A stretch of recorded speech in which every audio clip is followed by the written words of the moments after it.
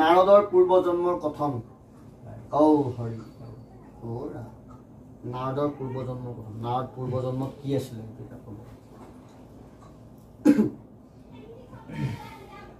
উপৰি জন্মৰ কথা শুনিও আমাৰ আছিলো আমি নিজ দাসীৰ কুমাৰ কৃষ্ণৰ ভকত চাৰি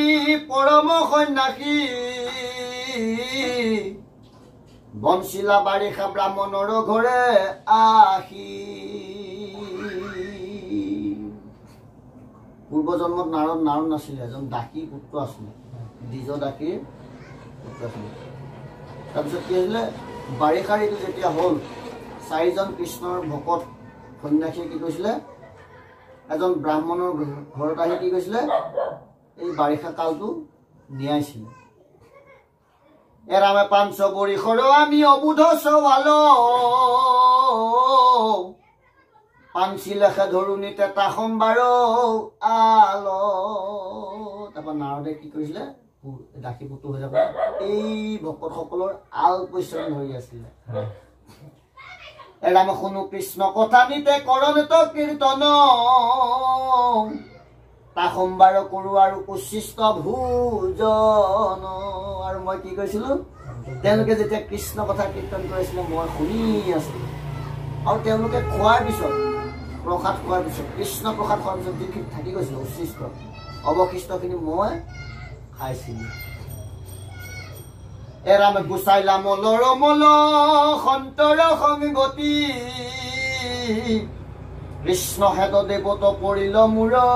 মতি আৰু এই ভকতসকলৰ সংগতি যেতিয়া পালো মোৰ মনৰ মলবিলাক দূৰ হৈ গ'ল আৰু যেতিয়া মনৰ মল দূৰ হ'ল মোৰ কৃষ্ণদেৱত কি কৰিলে মোৰ মতিয়ে স্পৰ্শ কৰিলে এৰাম ৰাত্ৰি দিনা গাইলো কেশৱৰ গুণ যশ মনত উপজি আহে কৃষ্ণ কথা ৰস আৰু যেতিয়া মোৰ মন কৃষ্ণত পৰিলে মই ৰাতি দিনে কেৱল কি কৰোঁ কেশৱৰ কৃষ্ণৰ গুণনামকে গাই থাকোঁ আৰু মনত কি হৈছিলে কৃষ্ণ কথা ৰসৰ অনুমতি হয় এৰামে নয়নৰে ঝৰে নীৰ তনুৰু মানচিত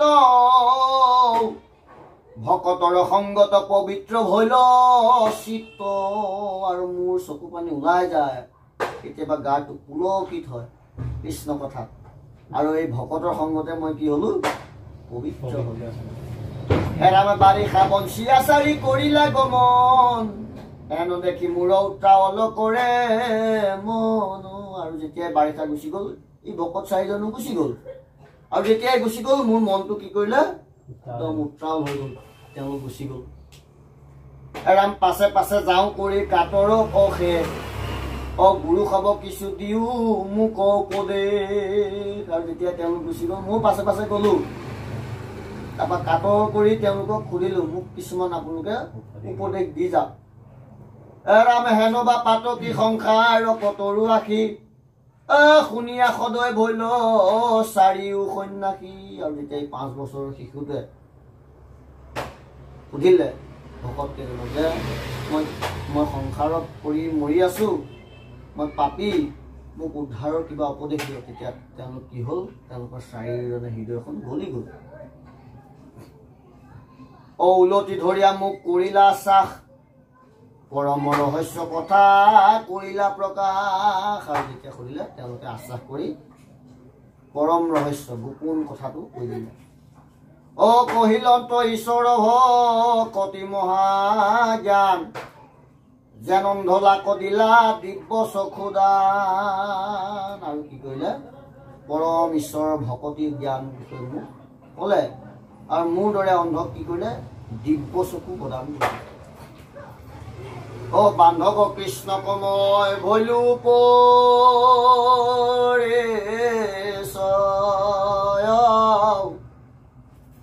আন দেৱ ধৰ্মক দেখিলো মায়া বান্ধৱ কৃষ্ণক মোক পৰিচয় কৰাই দিলে আৰু কৃষ্ণৰ বাহিৰে আন দেৱৰ যিমানবিলাক কৰ্ম ধৰ্ম আছে চব মায়া এৰাম আছিলন্ত বৃদ্ধ মাতৃ প্ৰতিপালি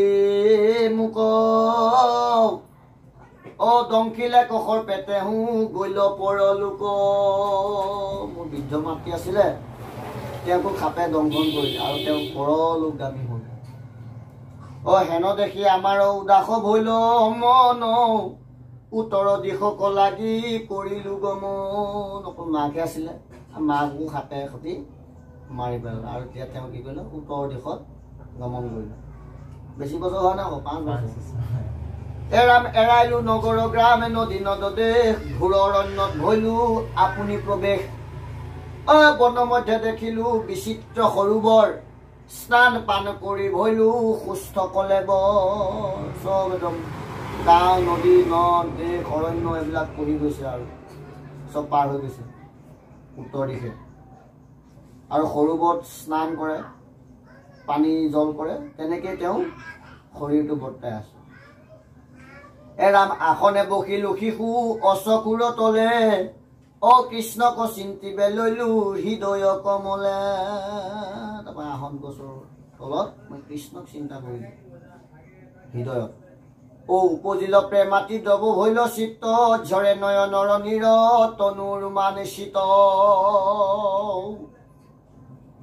আৰু কৃষ্ণৰ যেতিয়া মই চিন্তা কৰিব ললো মোৰ প্ৰেম উপজিল আৰু মোৰ শৰীৰটো ৰোমাঞ্চ হৈ গৈছে এৰামে দেখিলো সাক্ষাতে মই ঈশ্বৰৰ মূৰ্তিক অ কৰান্ত প্ৰকাশকতে চন্দ্ৰটো অধিক আৰু মই ঈশ্বৰৰ মূৰ্তিক দৰ্শন পালো দেখিলো যে তেওঁ কোটি চন্দ্ৰৰো অধিক তেওঁৰ শৰীৰ প্ৰকাশ হৈ আছে এৰাম আনন্দ সিন্ধুত মন মজিল আমাৰ অ গুচিল মনৰ মূৰ মোহ অহংকাৰ আৰু মই আনন্দ সিন্ধুত পুৰা আনন্দ সাগৰত মই ডুব গুচি গলো আৰু মোৰ মনৰ পৰা সমস্ত মোহ অহংকাৰ নাশ হ'ল এৰামে কটুকনে প্ৰভু পাছে ভৈল অন্তৰ্ধান কৃষ্ণক নেদেখি দুনাই কৰো ধ্যান অলপ সময় পিছত দেখিলো কৃষ্ণ নাইকিয়া হৈ গ'ল হৃদয়ৰ পৰা এতিয়া কি কৰিলে বাৰম্বাৰ মই ধ্যানত বহিছো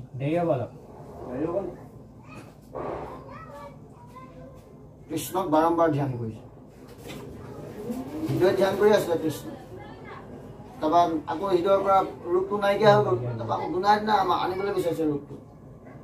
অহা নাই অ ৰামে তথাপি নপাওঁ লাগবন মাধৱ বন্ধুক অ কান্দিলো অনেক শোক খেলে ফুটে বুক তাৰপৰা তথাপিও দেখোন মাধৱৰ ৰূপটো অহা নাই খুব কান্দিলো শোকত কিন্তু অহা নাই বুকটো ফাটি গৈছে মানে শোকত নামাৰি গৈছে এৰাম এখনে আছিলা হৃদয়ত দেখা দিয়া কৈক কৈলা বন্ধু বুলি ধা কৰিলা হিয়া এইমাত্ৰ মই দেখি আছিলো আকৌ কলৈ গুচি গ'ল বন্ধু পুৰা কান্দিছে এৰাম অনন্তৰে আকাশত শুনিলো বচন এৰিও কমুক লাগি বালেক ক্ৰন্দন অ নতু গুছে সন্মুখে মনোৰম লজত নপাইবা মুহুক দেখা আৰু ই জন্মত তেতিয়া আকাশবাণীৰ পৰা এটা বচন আহিছে তুমি মুখ লাগি কান্দা কৰিব নালাগে যেতিয়ালৈকে তোমাৰ সম্পূৰ্ণ মনৰ মল দূৰ নহয় তেতিয়ালৈকে তুমি এইটো জন্মত আৰু মোক নাপাবা অ মোৰ নাম গুণ মাত্ৰ কৰিও কীৰ্তন পাইবা আৰু জন্মত সদা দৰিখন মোৰ গুণ নাম এইটো জন্মত তুমি এতিয়া কীৰ্তন কৰি থাকা নেক্সট জন্মত তুমি সদায় পাবা সৰ্বক্ষণ পাবা অ ৰাম হেন শুনি ভৈল মোৰ মন উপশম অ লাজেৰে ফুৰুগাই কৃষ্ণ গুণ নাম তাৰপিছত এই কথা যেতিয়া শুনিলো মোৰ মনটো শান্ত হ'ল আৰু মই লাজ চাজ এৰি পিনে কি কৰিলো কেৱল কৃষ্ণৰ গুণ নামকে গাই থাকো অ ৰামে কৃষ্ণৰ চৰিত্ৰ ছয় সুমৰু মনত অনন্তৰে কালাসী ভৈলা উপগত ৰামে কৰিল শৰীৰ কৰ্ম চিন্দিলে সকলে অ পাইলো পাৰি সদিতনু ভকতিৰ বলে তাৰপিছত কৃষ্ণৰ চৰিত্ৰকে মই মনত স্মৰণ কৰিলো তাৰপৰা কালৰ প্ৰকোপ যেতিয়া উপগত হ'ল মোৰ শৰীৰ সেই শৰীৰ কি কৰিলো মই ত্যাগ কৰিলো তাৰপিছত মই পাৰি সদিতনু ভকতিৰ বলত লাভ কৰিলে। ৰামে সেই সময়ত আহি মিলিল প্ৰলয়, প্ৰৱেশিলো গয়া মই ব্ৰহ্মাৰ হৃদয়। তাহানে মানস পুত্ৰ হুয়া ভৈলো যা, দেখা ভকতিৰ কিনো মহিমা সাক্ষাৎ। তাৰপৰা সেইটো সময়তে মহাপ্ৰলয় হ'ল। প্ৰলয় হোৱাৰ পিছত নাৰদ মুনি, তেতিয়া নাৰদ নাছিলে নহয়, তাকে কি হ'ল, ব্ৰহ্মাৰ হৃদয়ত প্ৰৱেশ কৰিলে। তাৰপিছত নেক্সট যেতিয়া আকৌ সৃষ্টি হৈছে, তেওঁ পুনৰ নাৰদ ৰূপে জন্ম হৈছে, মানস পুত্ৰ। ৰামে ভকতিৰ প্ৰভাৱ কহনেতে ভূত, ভৈলো অৱতাৰ মই হুয়া দাসী সুত। মহাহৰি প্ৰসাদে তৰিলো ঘোৰ মায়া, হেন জানি ব্যাস জগতকে কৰা দায়া। তাৰপিছত মহাহৰি কৃষ্ণৰ প্ৰসাদত মই কি কৰিলো, এই ঘোৰ মায়া চব কৰিলো।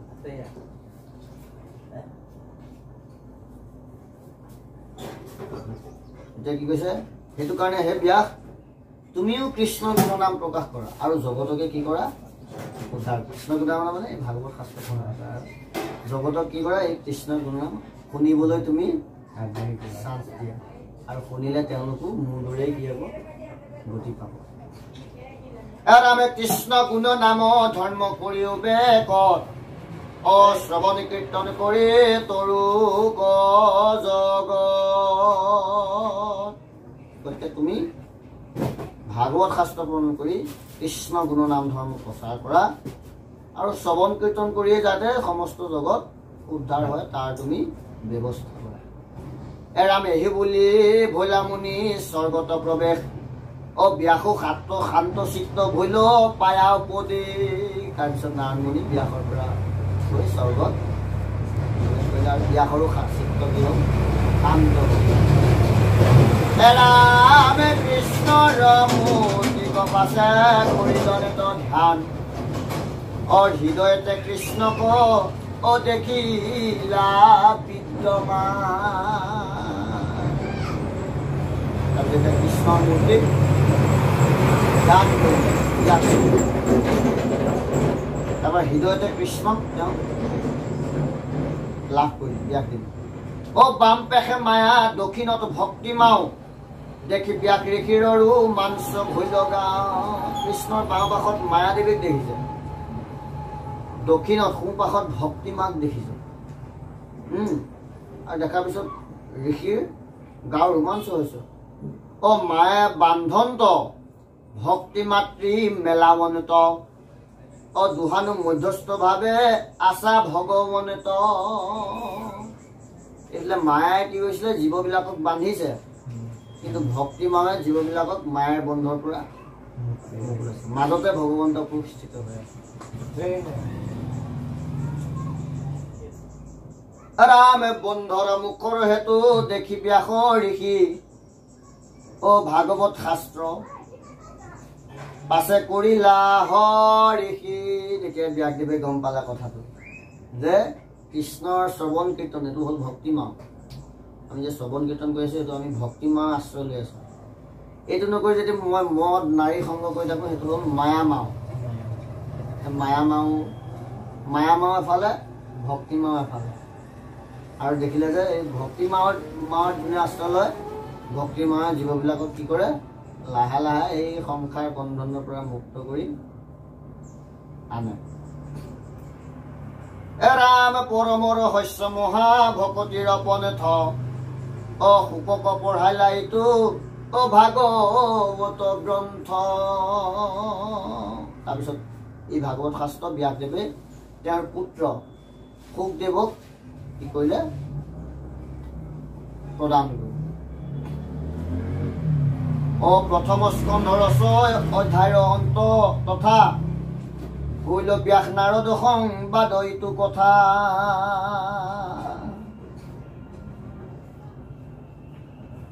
প্ৰথম স্কন্ধৰ 6 অধ্যায় কথা এইটো ইমানলৈকে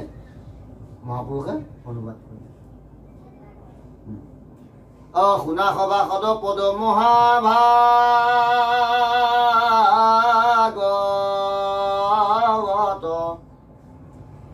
পুৰাণৰ সূৰ্য শাস্ত্ৰ শুনিও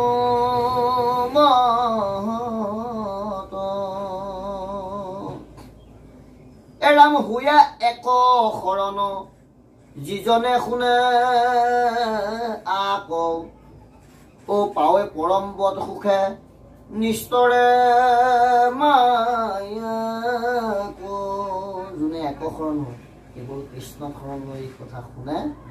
তেওঁ পৰম পদ লাভ কৰে আৰু অতি সুখে তেওঁ এই মায়াক নিস্তাৰ কৰিব বুলি ভাগৱত শাস্ত্ৰৰ সিদ্ধান্ত দিলে। এৰাম বৈকুণ্ঠৰ শাস্ত্ৰ আৰি পনম উৎসুকে সংসাৰিক কৰি কৃপা প্ৰচাৰে লাসুকে আৰু এই বৈকুণ্ঠৰ শাস্ত্ৰখনকেই আনি সুখদেৱে পোন প্ৰথমবাৰৰ বাবে পৃথিৱীত এই শাস্ত্ৰ পৰীক্ষিত মহাৰাজৰ আগত শুনাম। তাৰ আগতে ভাগৱত শাস্ত্ৰ নাছিল, বৈকুণ্ঠতে আছিল। আৰু আমাৰ দৰে পতিত জীৱবিলাকৰ উদ্ধাৰৰ কাৰণে সুখে এই ভাগৱত শাস্ত্ৰ প্ৰচাৰ জানি এক চিত্তে নিতে শুনে শুনা কৃষ্ণ কথা ইহেন মনুষ্য জন্ম নকৰি বৃথা বিজুলি চমক যেন জীৱন থিৰ কৈতকেতিক্ষণে পৰে ইহেন শৰীৰ কোনদিনা প্ৰাণ যায় কোনো ক'ব নোৱাৰে। গতিকে একচিত্ত এক মনে কৃষ্ণ কথা শুনা। ৰামে প্ৰাণ বন্ধু কৃষ্ণৰ চৰণে দিয়া চিত কৃষ্ণ গুণ নামৈ সেপৰ লোক গতিকে এই প্ৰাণৰ বন্ধু কৃষ্ণৰ চৰণত তুমি চিত্ত দিয়া আৰু এই কৃষ্ণ গুণ নামেই তোমাৰ পৰলোকৰ মূলধন। ৰামে জানি হৰি ভকতিত অতেজিও লাখ আৰু কি মনুষ্য হইবা এৰাই তো আস হতৰে গলত বান্ধা মাধৱৰ নাম কৃষ্ণৰ কিংকৰা কহা বোলাৰা